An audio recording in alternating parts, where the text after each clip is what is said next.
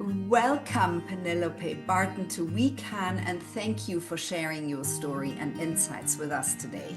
You are the CEO and co-founder of Crimson Academies, a group of unique and world-class online schools delivering live, real-time learning to ambitious students around the world. You're an EdTech leader and magpie for productivity tools.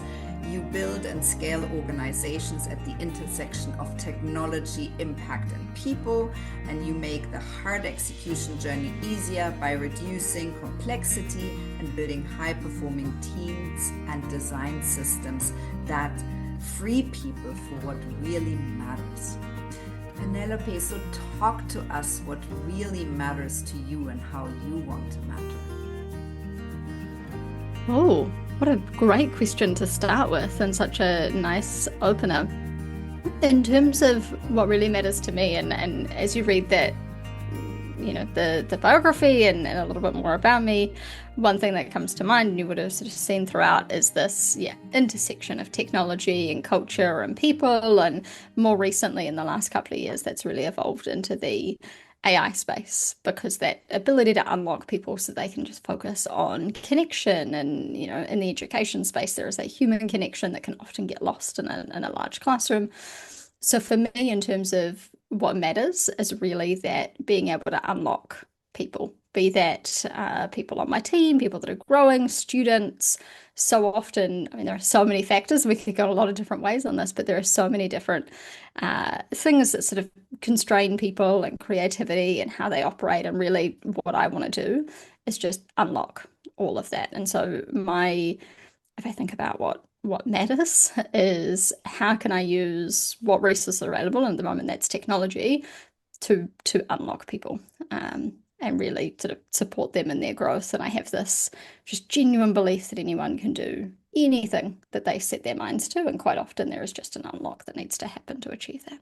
Yeah, I couldn't agree more, which is why we're here. And I've set up WeCan, and we have people like yourselves on to show how that is possible and how to get there.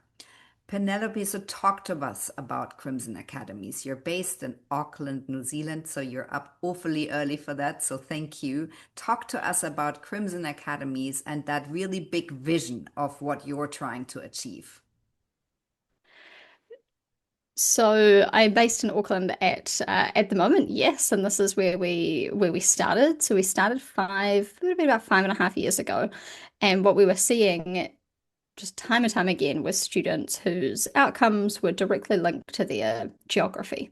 And we were supporting them on the university side, and then just continued to see this time and time again with high school students coming in, and went, okay, well, what if we went a little bit earlier? What if we could support high school students no matter where they are in the world with really high quality education? So we started Crimson Global Academy. Our first cohort, and this is an online school, our first cohort was around 20 students. We now have a little over, must be 2,800 now joining us live in classes from 72 countries around the world. And so we saw this opportunity, we saw this gap, and just time and time again, the same trend with high school students. And so we evolved from those 20 students now to nearly 3,000 around 72 countries, and students joining these live classes with multiple curriculum, multi-learning mode, just thinking about actually how do we rebuild education for our kids' futures rather than the sort of education for the past model. And we've evolved now we started with one online school, we now have 4 online schools, all supporting different kinds of students around the world. And we recently, last year, also acquired a physical campus. And so we now have a hybrid school as well. So we're an overall group, and we have five schools now, which is pretty fantastic, and those are all around the world. But fortunate to live in New Zealand, so I somewhat get the short stick of that, with early mornings, late nights, just catering to all of the time zones. Amazing. Penelope, so talk to us about Crimson Academies. What is your sort of philosophy in terms of the education you deliver? What is your typical student? Talk to us about that, the underpinnings of this framework that you set up for students to join from all over the world. Yeah, so taking a step back, if you think about traditional education, it is very much one size fits all, on campus, 9 till 3 or 8 till 5, depending on what country you're in, but there's a fixed schedule, 5 days a week, and you just sort of slot into this model, whether or not that's the most suitable thing for you and your family and lifestyle. What we've really looked to do is, if we're building education for these students and their future, it should absolutely be student-centered. So we've tried to break down sort of every part of the model while still keeping the content and the high quality curriculum and the teaching intact. But we looked at, okay, well, what if we could change where students could study? So they could be online or in person or a mixture of both. If we could change what they study. So we offered up, and we're fortunate to be accredited for a number of international qualifications. And so now these students all around the world have access to international qualifications. If we could change how they study, we should do that. And so we moved from what was just group classes, traditional education, 30 kids, 30 plus in some markets, kids in a classroom, and went, okay, well, we should offer small group classes. We should offer some asynchronous if students want to self-study. We should also offer one-to-one as a learning mode. And so you can do your full curriculum delivery just one-to-one like this with a teacher and really fast track through the curriculum. And then we also wanted to sort of change when students study. So rather than that 9 till 3, you could start the morning at, let's say 6 in the morning. Then you've got some time for your extracurriculars during the day, and then you come back online later. Or you want to ride horses in the morning, and so you do that, and then you study later. And so we've changed really that kind of when, the what, the how, the where you're studying. We've changed every single aspect of that. And that's what ties all of our schools. And all of our schools are slightly different, but they come back to how do we unlock potential for our students, and how do we, build education with them and for their future. And that means breaking down most parts of it. We keep the content, we keep the curriculum, high quality registered teachers, all of that stays at the core. But all of those other mechanisms, we've just looked to kind of strip that back, which has meant that for students, there's not necessarily a typical student because of so much flexibility within that. But broadly in a few categories, we have students who are really seeking additional flexibility. Those are the extracurriculars. The number of, I mentioned equestrian because we have a number of people that just say, yes, I can ride my horses and then go to school. Or they might be pursuing football. We have people who've been BMX people. It just, they have these extracurriculars and they want that flexibility around their schooling. They still want to do schooling, but they want that flexibility. Also, those that may not have had access, they might live remote, rural, their commute could be 1-2 hours. The other options could be boarding school from them. This way they get to stay at home. We have students who are looking for academic acceleration. That would be what all of our schools operate if you take that student-centered approach, is ability, not age-based. And so we have students, about 47% of our students will take a subject or more above their age level. And so that might be they're ahead in maths or English or science or what have you. And they're just looking for that stretch and that challenge. And so we have that academic acceleration group that come to us.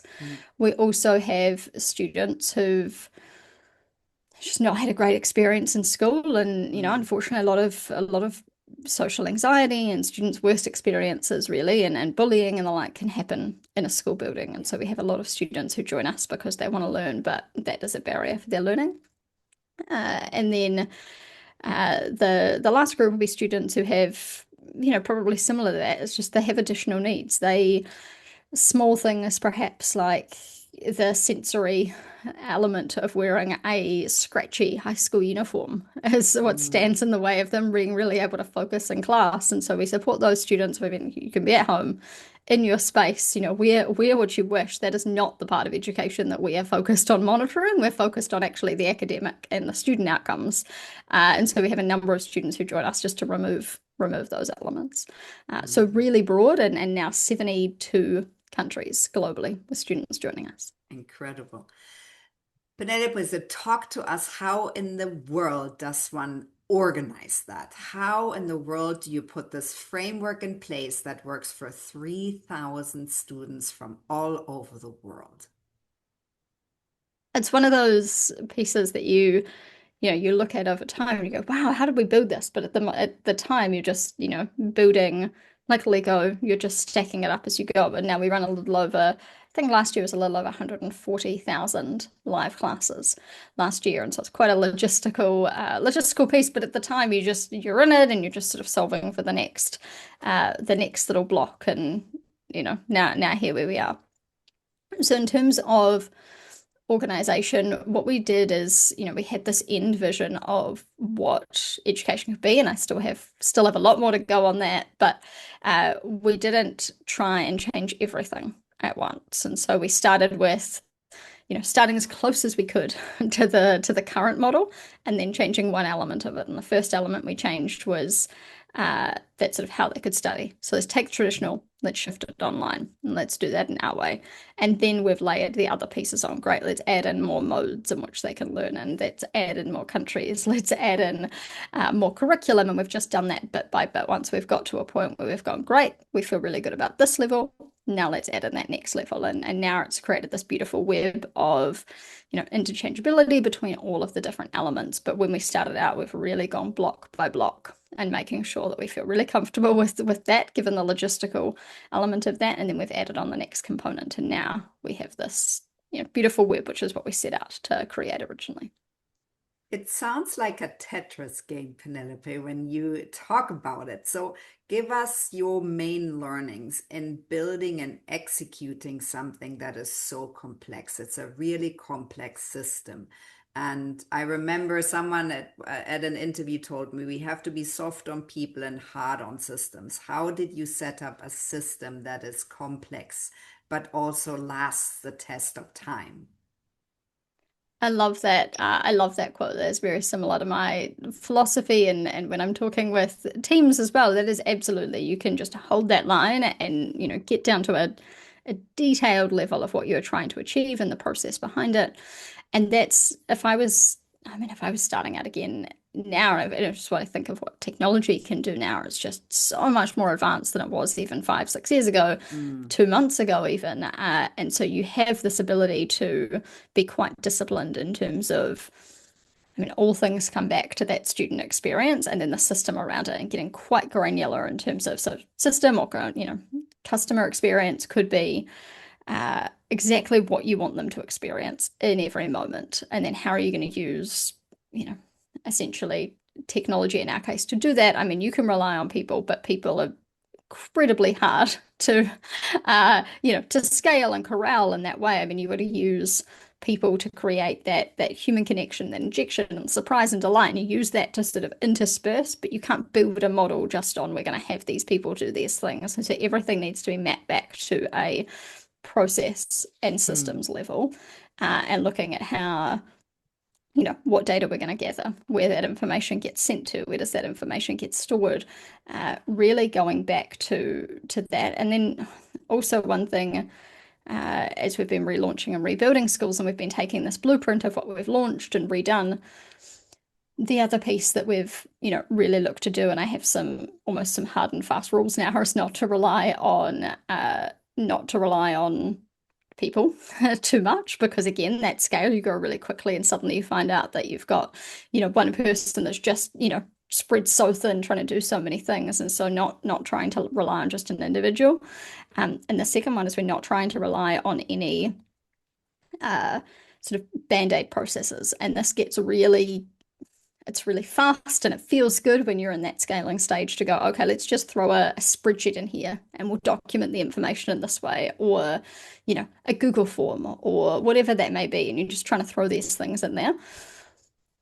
But that just creates a lot of sort of organizational debt over time. Suddenly you've got all of these different documents and processes all around the world. And new people come into your organization and go, how do I find this? How do I get up to speed? How do I operate within this? And you're so entrenched in it, you don't even realize that this is actually really, really hard for new people to come into. So one of my new rules is, that we essentially just don't create any of that. If you need to create, let's say, an external spreadsheet, or you need to create an external doc, let's really go back to what we're trying to achieve. What is the root cause behind this? And how do we solve that problem? And sort of using all of those moments. And for me, it's right when someone goes, oh, just create a sheet for that. That seems to be the moment where we sort of jump in and go, what are we trying to achieve here? What is going on? Is there a different way we could do this? And how do we use what's already set up to achieve this? And so that's my new kind of the moment someone says that is when we sort of jump in. So sort of seem to be the tipping points of scale and adding more complexity. Penelope, and how you must run an enormous team, right? All these teachers that give these live lessons all over the world. How do you build high-performing teams that you can rely on? And you said that earlier, I'm not relying on individuals anymore. How does that work? Yeah, and I have an amazing team. And as I say that, I go, there are definitely people that I 100%, 110% rely on, and they really kind of keep things together, but you just can't rely on, everyone being that person. Mm, So the team now is a little over 600 teachers and staff that wow. I have globally because we have the academic engine, and then we also have, the customer and the support Mm, engine, and then we have the technology and the product engine behind that, and then marketing. So when I look at the organization, and what we've become now, I kind of run these four engines. So an academic engine, a customer engine, a marketing and growth engine, and then a product and technology engine. mm, mm. And one thing that it's been interesting because we're a mixture of schools we've built and schools we've acquired, is you constantly have this evolution and sort of culture clash, and you're constantly refining what that looks like. The moment you acquire another school, you just bring in a completely different sort of culture and ethos, and really important, you reset from the start. So one piece that is just sort of non-negotiable for me is just clear servant leadership. Mm. Whenever, if you think about education and what the business that we are in has been traditional and quite hierarchical.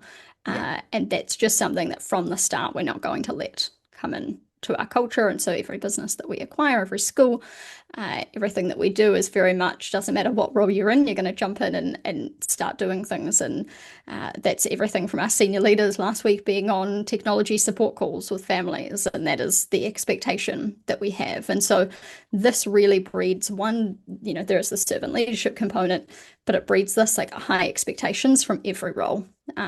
We also combine that with high visibility, and so transparency in what people are working on, transparency in how they communicate. We keep as much open communication as we can.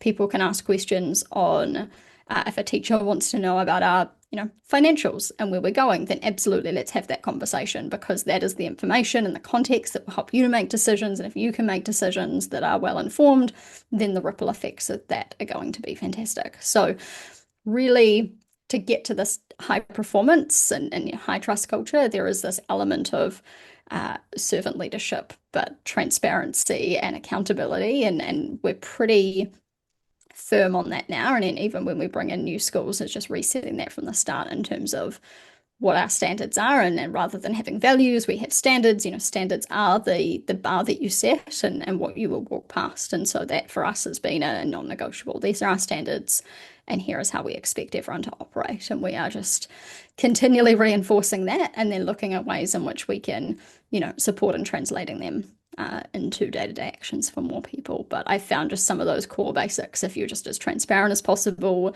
if you hold yourself and others to account, and you have really high expectations, and you have this transparency, the performance element starts to come out. I see, what I see in a lot of organizations and scaled a lot of teams before is there can be, hey, we're high trust, we're high performing, but they do that without any of the clarity and context. And it's that transparency of information and what's going on and how people think and how the organization operates that really fosters that missing element for teams. If you want people to scale a system, they need to know why they're scaling a system. They need to know all the different levers that they can pull. If they don't know that, then they're not going to be building in the way that you wish them to. So those are some of the key pieces that I'm looking at when I'm scaling the team.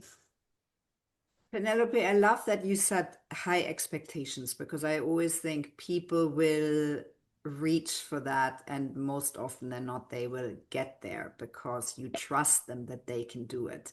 So Yeah. talk to us a little bit about that interconnectedness. How do you run a team that sits all over the world, is largely remote, and how do you foster the connection between the people and to get all of your messages across all the time? So there's two parts to this. One is the connection element, and I try and spend as much time as I feasibly can around the world and spending time with our teams, and also trying to spend as much time as I can with their leaders that are on the ground and their teams, and having as much sort of open dialogue as we can in terms of all of our all company get-togethers, our newsletter, trying to bring as much personality and fun and connection into that, because those can become, I mean, even if I think about those touch points, they can become very dry really quickly when you're looking at an audience of 600. And so try and bring as much sort of fun and levity into those as possible, as well as transparency, because otherwise, that is for, our team around the world that maybe are not interacting that often with other people in the organization. Those are their key touch points in which they know what the organization is about. And so trying to look at that piece, and that, connection via communication. And then the other element that we're looking at is, how do we connect people with other people in their region? I sort of think about this layered model is, if I'm in an organization, how do I feel connected into my immediate team? And so how do we make sure that team is really operating well? And then how do I feel connected into my my country that I'm based in? And in that case, we have a lot of people from different walks of life, all that are based in the same country and around around the world. And so how do we support them and maybe getting together, or maybe sharing stories, or even it could just be what, this amazing coffee place was that they just went to, but they feel connected to their team, they feel connected into their sort of region in which they're based. And then how do they feel connected into the organization? And then that's where we look at, okay, what are our shared interests in amongst the group? How do we connect people based off this? How do we connect people into, knowing where we're going? And I found that if people have each of these elements and sort of stickiness into an organization, also the understanding and that ability to rise to those expectations that you set, is a lot easier. But you need to have kind of all of those pieces, and then underpinning everything is a really strong understanding of how to do the job that you've been asked to do, and keeping a sort of regular focus on that. Do they have the professional development that they need? Are they getting the guidance that they need? But if they know how to do their job and they feel really good about that and their expectations, and they know what great looks like, and then they feel connected into their team, and they feel part of a team, they feel part of a region, or feel part of a country, depending on where they're based, and then also feel part of an organization and know where it's going. Those are the elements that someone needs to be successful. Penelope, so what do you feel does the future of learning looks like? It feels like you sit at the real forefront of what education can look like. What do you feel? There's a massive gap to the sort of traditional schooling and what you're offering. And how do you see that pan out over the next 10 years? So the future of education, to me, and really what we're building all our schools on, is that there is no one size fits all, and education is going to become more and more personalized. And that's, they've talked about personalized education probably for the last 20 years in education, but never before have people sort of experienced life in a way in which can be fully personalized. Like you get your vitamins exactly, delivered to you, and this is your sort of set that you take. This is your social media is curated for you based off your likes and interests. If you think about the kind of AI space now, it is very targeted to you. Education seems like one of these areas we've gone, okay, great, you have all that other personalization, but you're just going to study this in this way and turn up and do this. And that's just not going to be the case. So, thinking about AI tuition, AI support, revision, what that means, but that's sort of the technology to deliver it. But at the core of it is, how do you study in a way that best suits you and your family and your lifestyle and your aspirations? And all of that can be just directly designed for you. And so I think we will do away with, why does education need to be, and depending on country, 12 to 14 years, why does it need to be that way? In some places that operates as sort of a pseudo childcare facility, and that's why it is operated to that way. But it doesn't need to operate that way. Does it need to operate within these constraints of these hours and this curriculum, and even that mixture of exams versus portfolio? That's really going to come down to the individual. And so For me, that future of education is whatever that student needs to support their goals and their outcomes, that is what the system can deliver. Amazing. So, how can we lead with humanity and values at that intersection of people, tech, education impact, do you think? To me, it's so innately personal and human, dare I say it.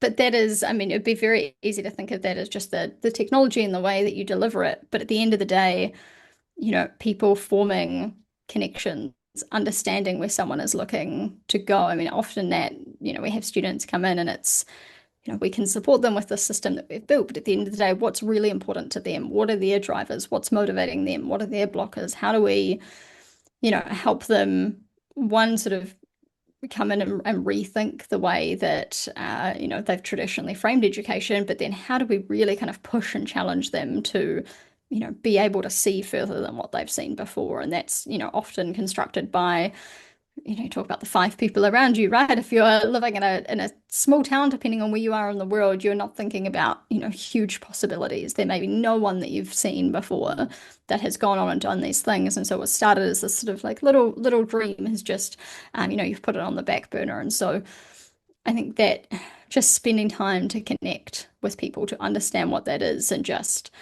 helping them to unlock whatever those blockers are that face them and realizing, how big their potential could be. That to me is where more of, the workforce education, just in daily life is going to go, is just how do you form these amazing connections that you support each other, that you have each other's back, that you are just challenging people to think beyond what they're immediately seeing. That's where I'd want us to spend, more of our time. Like it is that side. And even when I think about the teaching side, is how do I have them, how do I remove as much admin as I can off their plate? And so they are really spending quality time with students to understand them, to teach, to educate, to challenge, to debate. How do we get them to spend more time there? And that's, for all of our organization and even just in day-to-day life, how do we get people to spend more there by freeing up all of those other pieces around them? Amazing. Penelope, so what does success look like for you? What does it mean to you? Wow. You would think this question maybe wouldn't be as hard, but for me, this is just constantly evolving. I mean, success for me is in it's kind of two parts to that. One is the education side and the student outcomes and what we're going to support our students to achieve. And I have, you know, working closely with these students and I look at what their goals are over the next couple of years. And success for me is they can achieve them and they can just achieve something that I didn't think was possible. Then for my team that I lead and support, is success for me is that, they are continuing to grow and evolve and I'm just building this next next layer of CEOs either in my own organizations or around the world, and they're just going to go on and thrive. And I'm just so, when I sort of look out and I see them kind of go on to do incredible things, that for me is success. How have I enabled our students? How have I enabled our team?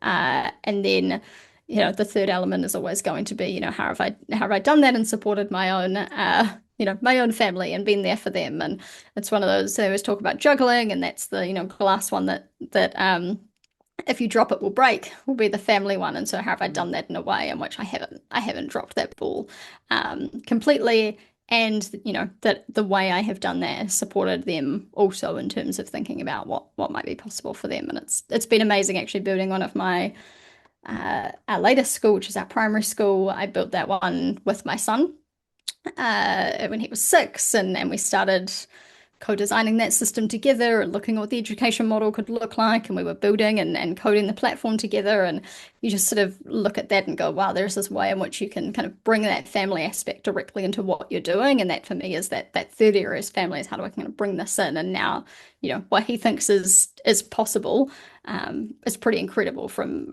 that. And so he helped build this model. He's now in this online school and part of it, and it's quite amusing actually the amount of things he thinks is now possible within that school. And every day he's like, "Oh, you need to do this, Mum, and we should build this." And yeah, so being able to support student outcomes and support my team and what they're going to go on to do in life, but then also doing that while supporting my family. Incredible. Penelope, so how can we support you? How can we and the listeners support you? Oh, I mean, just connect, reach out, share interesting things. I find that, recently on my LinkedIn, actually, I mean, I get a lot of value out of that in terms of people just sharing things from around the world, what's going on, just interesting sort of context for what's happening. And so I would say just, reach out, connect, follow me on LinkedIn or wherever it is. Um, but would just love any more insights. If you see people doing interesting things in your neighborhood, in the education space, or in terms of scaling a business or a different way to do things, like it's really hard to stay on top of all of the things all at once as much as I would love to. And so I love when just people kind of reach out and be like, "Hey, just this interesting thing. Here you go. Do with it as you wish." And just like more of that is amazing. And so I can constantly, learn more about what's going on in different markets. I love it. Well, who are the disruptors? And please get in touch. Yes, absolutely. Penelope, so talk to us about the plans and goals of your next year. So we just launched, off the success of launching our online schools, we've just partnered with the New Zealand government to deliver New Zealand's first charter school, which means that for students in New Zealand, they can join one of our online schools, tuition fees free. It is completely cost free to the family. And for me, that's been, we've been trying to build this model and prove it out, and to be the first school in New Zealand, the first online school in New Zealand to receive this. And now, we've got so many students coming in every day, and we'll have a little over. We've just opened our doors last week.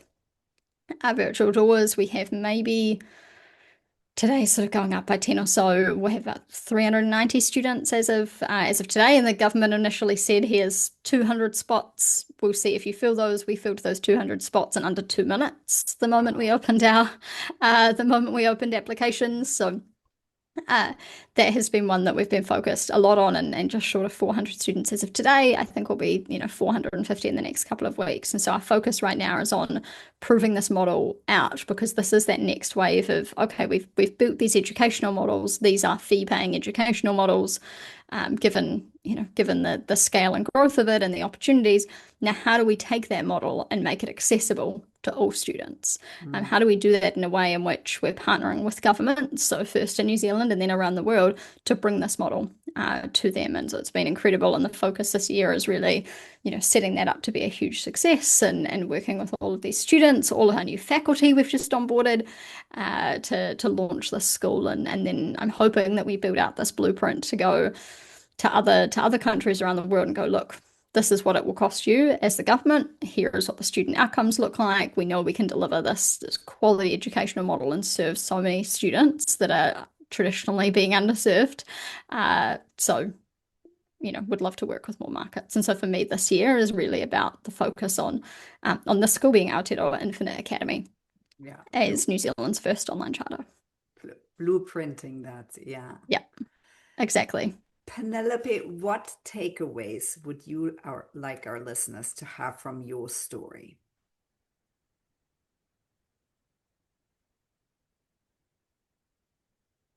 Perhaps looking at those inflection points within, your business or your growth, or even your day-to-day, is where you might be looking at sort of band-aid systems or solutions. And for me, it's that the moment people, throw a doc or a sheet together.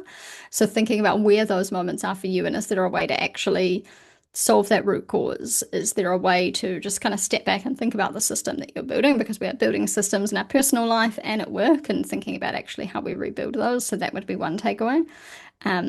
And then the other one is just this general, if I could just reinforce for everyone, that you can do so much more than you believe is possible. And so diving into what are those potentially self-limiting beliefs and how can you unpack those and put those to one side so you can really start thinking, 5, 10x, 100 times bigger than you are. And I just, every person that comes into the team, everyone has these, I have these, and you go, okay, how do we just, clear these out? And so you can be ready to sort of unlock that potential. And so just that self-reflection in terms of, are there any self-limiting beliefs that are stopping me from unlocking my potential, and how do I kind of start that journey? So sort of systems, and then self-limiting beliefs would be two that I would kind of bring out that perhaps don't necessarily seem like overlapping thoughts, but if you can kind of solve the system side and have that kind of unlocked potential, then there's huge amounts you can do. Penelope Barton, thank you for being such an inspiring leader, for being a disruptor, for believing in people, for unlocking people, for paving the path for people to grow, to believe in themselves, to fit in to a system that's so flexible. I'm so inspired by you. Thank you so much. Thank you.